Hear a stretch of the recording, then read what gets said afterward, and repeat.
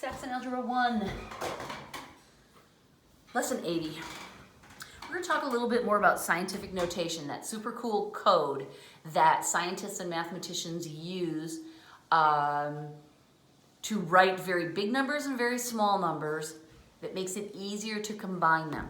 And today we're going to talk about what that combining looks like. One thing I want to stress is that scientific notation works for multiplying and dividing big numbers. If we're adding or subtracting, we don't use scientific notation. It's specifically for multiplying and dividing. We're going to start with some multiplication, and then we'll add some division in later. They're awfully close to each other. There's not a big difference. There are 5 examples, so let's get right to it. I'm going to work a problem, and then I'll simplify what we're doing into steps and write them out for you. What we've got is a problem that says write the numbers, and then I'll write them down. 0.003 times 10 to the minus 4, and 2 times 10 to the 20th. Write them in scientific notation, and then multiply. Oh, okay. So what I'm going to do, just to show multiplication, I'm going to put these in parentheses. That's a way to show multiplication, right? So that is helpful because it helps me see each number as kind of its own little package. And that is quite useful. All right, so what we have to do, step 1, that I'll write out in a minute, is we have to get the numbers in perfect scientific notation. That means that the lead number has a digit in the ones place, and then it can have as many digits after as it wants, but the first significant, which means not a 0, number has to be in the ones place. This problem is failing that test. The first digit in the ones place is a 0. That's not how I want it. This 3 is the one that needs to be in the ones place. So this decimal needs to go boom, shaka, boom, right there, right? Now we have a 3 in the ones place. This one doesn't have any other decimals, so we don't have to worry about anything coming after. But we need to move that decimal down here so that the 3 is in the ones place. That means it's going to be 3 times 10. Now we have to figure out the exponent. It jumped 1, 2, 3 times, so we know it goes 3. Now, here's the way we figure out the plus or minus. From here, we need to write this exponent in code so it tells the person who's putting this number back into regular form, standard form as we like to say, should you make this 3 get bigger or should you make this 3 get smaller? We know it's 3 jumps, but is it 3 jumps bigger or is it 3 jumps smaller? We want this number to turn back into a little bitty decimal, don't we? So we want this 3 to get smaller, so we put a minus sign there. That says, yeah, move it 3 spaces, but do it so that it makes the 3 become it's not 3 anymore, it's 3 1,000ths, right? 0.003. So that tells us go 1, 2, 3, and that'll be perfect. Okay, so we fixed this much of it, but now we have to contend with this. So we copy that down, and we remember that this is easy because we can use our product rule to combine these, right? Once we get these powers of 10, the product rule says you can simply add the exponents. So this becomes 3 times 10 to the minus 7. Oh, okay, that's much better. This one looks fine, doesn't it? The 2 is in the ones place. It's all good. So I'm just going to copy that down again. So they're together. Now, here comes the multiplying part. We multiply these 2 numbers. 3 times 2 equals 6. And then we add the exponents on the 10s. Minus 7 plus, I'm putting them in parentheses just so you can see them really clearly, equals 13. Now these 2 numbers give us everything we need to finish this. Our final answer is 6 times 10 to the 13th. Whoa. Whoa, ho, ho, ho, ho. How did we do that? That was so fast and easy, right? Getting the numbers into the proper form is the hard part. Taking the lead numbers and multiplying them, and then adding the powers on the 10, That's a piece of cake. And then we write it back in that form. All right, so here are our steps. Get the numbers into perfect scientific notation, right? John gives us garbage like this that's part way there, but we have to fix it. 2, multiply what I'm calling the lead numbers. In this case, it's 3 times 2. And that equals 6. 3. Use the product rule.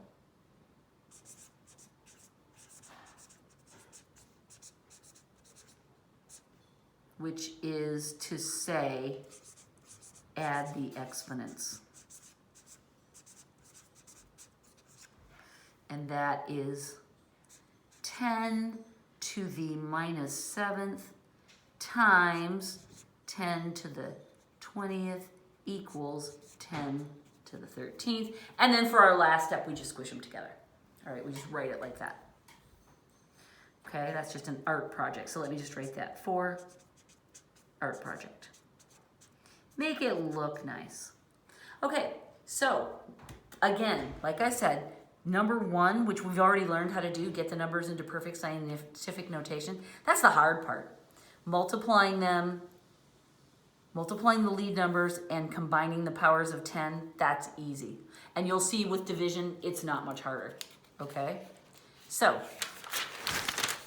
this is when scientific notation pays off because it makes your calculation fast. How many do we have? We have a total of 5. Let's do number 2. Multiply. I don't know who's responsible for putting these sloppy numbers into this book in our problems, but man, it's uncool. John makes us do the heavy lifting. All right. So we're going to have to fix these and put them in perfect scientific notation. This 4 should be in the ones place. 1, 2, 3, 4, 5 times. We have to jump it. 4 times 10 to the 5th. Now, we happen to have a 5 here. I'm not paying any attention to this yet. I'm just dealing with this much. When someone is taking this number out of the code and putting it back into standard form, does this 4 get bigger by 5 jumps or smaller by 5 jumps? We want it to get smaller. We want it to turn back into this decimal number. So we need the minus there. Now we're ready to bring him down. It just so happens that those exponents are exactly the same, but that's a freak of nature. Doesn't necessarily have to be that way. Okay, so we fixed the first one. Now we need to fix this one. Okay, once again, our decimal's down here, and we need to move it there. How many jumps? 1, 2, 3, 4, 5. Oh, interesting. It's the same number of jumps. I don't know why that big space is there. You can ignore that. And we ask ourselves, when we put this number back into standard form, do we want it to get bigger by 5 jumps or smaller by 5 jumps? This one we want to get bigger by 5 jumps, so that stays positive. So here I write 7 times 10 to the 5th. Now I'm ready to do the multiplying. I multiply the lead numbers. Here, let me write this. 4 times 7 equals 28. And then we add the exponents. I just take the exponents right off. I don't want to write them on top of tens. So we get 28 times 10 to the minus 5. But then we go, wait a minute. This isn't proper scientific notation anymore. We can't have the 2 in a tens place. It doesn't work like that. So what we have to do is we have to take the decimal that's sitting here right now, and we have to move it one more time. So this becomes 2.8 times 10. It's 1 jump. Do we need it to get Do we want this number to get bigger by one jump or smaller by one jump? Right? Do we want it to go this way or do we want it to go this way? Oh, I want it to turn into 28 again. So that means I want it to get bigger. This should be positive. And then we combine that with this part that was already there. And we get 2.8 times 10 plus 1 minus 5. Okay? So this is a situation that happens quite common in these kinds of problems. When we multiply our lead numbers, it creates a 2-digit number, which means we have to adjust one more time to get our answer back into standard, to proper scientific notation. All right? So that's what happens because we got 4 times 7 equals 28. That number is too big to sit there like that. We have to fix it. Oh, you think you're done, and then there's one more. But it's okay, because we are masters of the adjustments. 80.3. Now we're going to toss in a little bit of division. Before we start that, I just want to remind you that the product rule looks like this, right? Make sure you can see that, okay. It's in the shadows. When we're multiplying matching bases, we can add the exponents. The quotient rule tells us that when we're dividing matching bases, we subtract the exponents. And I've just given you massive spoilers on how to divide in scientific notation. Okay, it tells us divide this creepy little number by this big number. Oh, good heavens, right? Okay, well, let's do what we do. Let's get them both into proper scientific notation and set it up. That's our first step, right? So let's see, 1, 2, 3 jumps it needs to make. It'll be 1.6 times 10. Let's see, we know it was 3 jumps. Do we want to make this number bigger or smaller when we put it back in standard form? Oh, we want it to get smaller, so that means we need a minus there. Okay. I didn't do this. Let me just do this. Another way to write this problem is like this, right? This is words. Divide this number by this number. Here's the way we would write that. This number divided by this number. And so now what we're doing is we're moving in this direction and we're writing each of these numbers in scientific notation. 400,000. Well, that's going to be 4. The decimals here, we need it to go bump 2, 3, 4, 5. Do we want 4 to get bigger when we put it back into standard form or littler? We want it to get bigger, right? We want it to turn into 400,000. So that stays positive. Now, when we make this adjustment, we're using division instead of multiplication, right? So we say 1.6 divided by 4. Well, that's kind of hard to do in your head and keep all the decimals right. So let's just write it out. This goes up there, right? 4 into 16 is 0.4. So that means that our answer is 0.4 times 10 to the something. Let's do our exponents. And this time, we're using the quotient rule. So we're going to subtract the top minus the bottom. I'm going to be careful because of my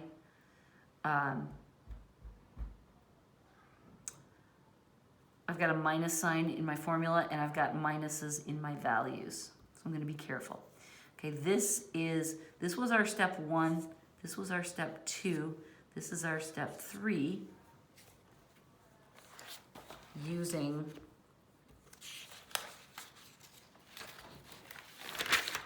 these steps that we wrote out, these steps were for multiplication, but we're just tweaking them.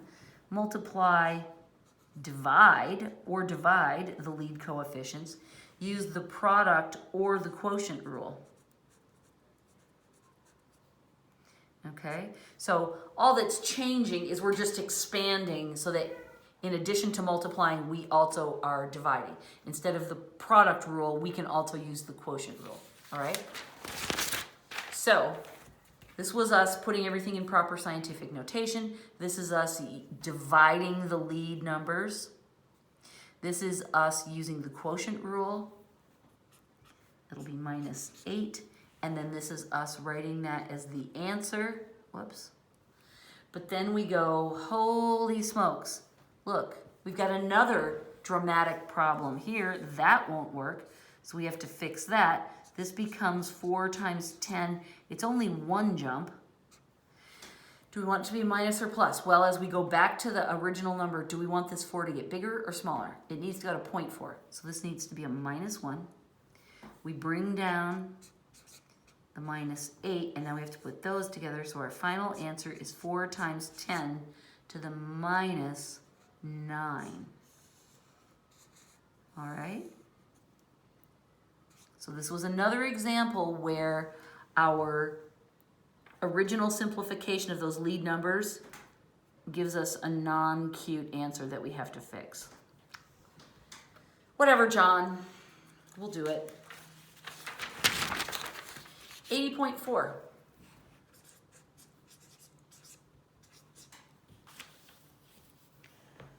Now what we're going to do is multiplication and division at the same time. These are the problems that we'll do a lot of. These are the problems that will show up in chemistry and physics classes. So it's okay, we'll just practice them. The hardest thing about them is setting them up on your page so that you don't have to write things over a billion times. What you'll see is that there are 2 numbers in the numerator and 1 in the denominator. What I'm going to do is have us do our numerator first and simplify all of that.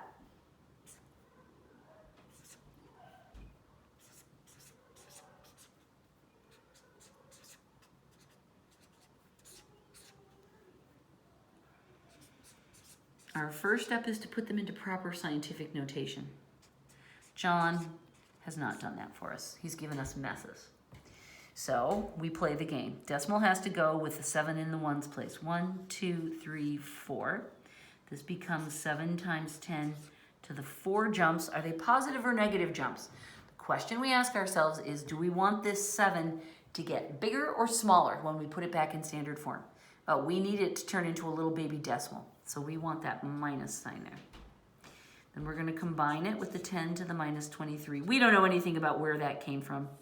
John just tells us, so we use it. So this will be 10 to the -27. All right, that looks good. Now we have to fix this side. Again, we have to fix this. 1, 2, 3, 4 times 10. If we know it's 3 jumps, do we want this 4 to get bigger or smaller? We want the 4 to go to 4,000. That's getting bigger. So this stays plus, but then we need to combine this in with it. And so our answer is 4 times 10 to the 9th. Beautiful. Now, what I'm going to do is I'm going to draw a line, and I'm going to leave some space, but then I'm going to go down here and work on the denominator. And then once I get it perfect, I'll write it up in here. Let me put kind of a box around this so you can see this as a workspace that I'm creating for myself. This won't be the final answer, but I'll put all of my numbers together in here. My denominator only has 1 piece. No, that's not true. It has 2 pieces. Oh, John. Okay, so I'm going to have to do the very same thing as I did before.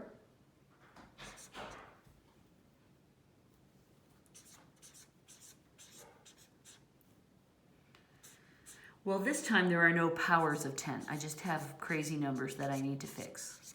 But it'll just be one step. Okay, right? See what I mean? These had crazy numbers and then a power of 10. These just have crazy numbers. All right, that's a little bit simpler. This decimal belongs here. 1, 2, 3, 4, 5 jumps. 4 times 10 to the 5th. I need to go from 4 to, what is this? Tens, hundreds, thousands, 10,000. This is 400 thousandths. So I need a minus sign there. It needs to get much smaller. There's that. This is 7, ready for the jumping. 1, 2, 3, 4, 5, 6. I want my 7 to grow into 7 million, so that's making it bigger, so this stays positive. Now, I can put all my numbers up here.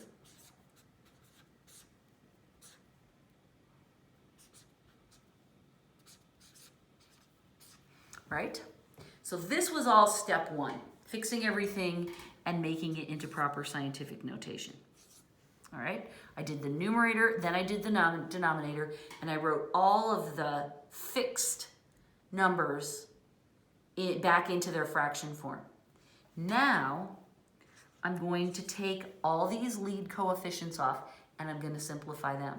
My numerator, I have 7 times 4, and in my denominator, what the actual what? I have 4 times 7. See how I'm just peeling those numbers off and rewriting them down here? This simplifies to 1, right? It multiplies out to be 28 over 28, and that reduces to 1. Oh, I like that. Now for the third step, combining all my exponents, look what I do. I'm gonna add the top 2 and then subtract the bottom 2. So it's gonna be minus 27 plus 9 minus the minus 5 minus the 6. All right? The top first 2 are positive because they're in the numerator. I'm adding them. The bottom 2 I subtracted because they are in the denominator. That's kind of confusing, isn't it? Please use buckets to make signs. All right. Let's see, we figured out that our lead coefficient is 1 times 10. Now I just have to combine all of this, don't I? This becomes a plus. So I have 2 negative numbers and 2 positive numbers. The 2 negative numbers are negative 33, and the 2 positive numbers are plus 14. That equals what? Negative 19. I'll write that right here. Equals negative 19. Hopefully you can see that. This is why I don't like to squish on a page. It's too hard to see. But I added the top 2, subtracted the bottom 2. Product rule, quotient rule. And this is my final answer. Wow, that was a workout, wasn't it? Okay, let's do one more.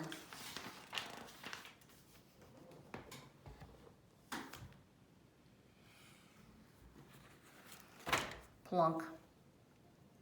I'm going to show you another way to set this problem up on your page that some students like.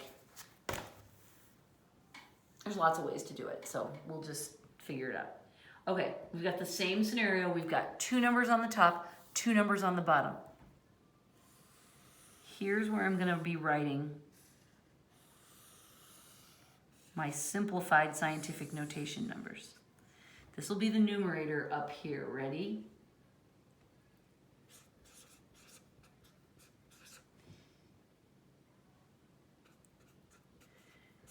(10 to the minus 45). Good heavens, right? Okay, this is my workspace for the numerator. This is 20. I just have to bump it once. This will be 2 times 10 to the first power, positive number because I want my 2 to get bigger, times 10 to the minus 45. This will be 2 times 10 to the minus 44.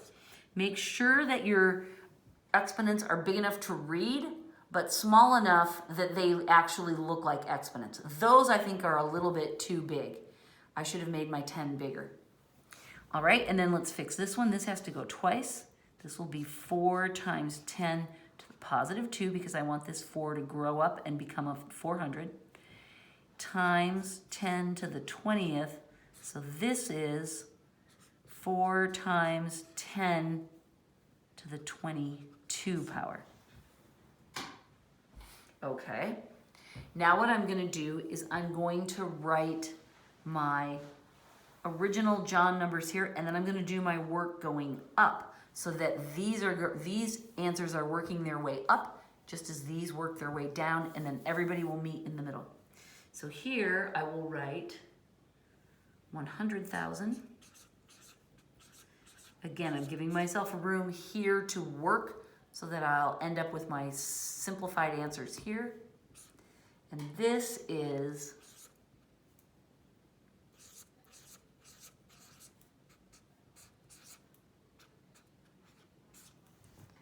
okay. Here I want to move my decimal 1, 2, 3, 1, 2, 3, 4, 5 times. It'll be 1 times 10 to the 5th. And I want this to be positive because I want this 1 to grow up and be 100,000. Beautiful. I didn't even need to use my workspace. That's fine. Here my decimal needs to go there. This will become 8 times 10 to the negative 1, 2, 3, 4. Right? I want this 8 to shrink down and become a little baby decimal, so I put the minus sign there. Then times 10 to the minus 15, and I get 8 times 10 to the minus 19. Okay, so this is all my part 1, right? Working up to this. Now I'm ready to do my part 2, which is taking the lead numbers off and simplifying them. 2 times 4 over 1 times 8. Oh my gosh. John has once again made our dreams come true. This equals 8 over 8, which equals 1. Yay. I don't know why I put a fluffy cloud of knowledge. That wasn't necessary. I was just so excited I couldn't help myself. Okay, now we're going to do the third part, which is using the product and the quotient rules to simplify the exponents. So I have minus 44 plus 22 minus 5 minus 19. I add the first two, I subtract the denominators.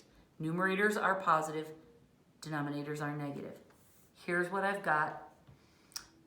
This becomes a positive. So once again, I have 2 negatives and 2 positives. My 2 negatives give me minus 49. My 2 positives give me 41. That simplifies to negative 8. So my final answer is 1 times 10 to the minus 8.